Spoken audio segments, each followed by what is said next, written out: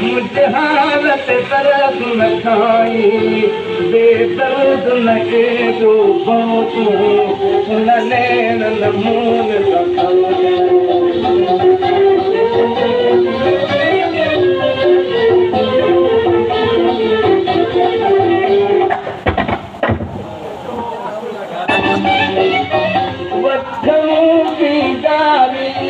शीदार करे तो मारी दिल की तुम बुतारी कसम हुई बस थे मुझको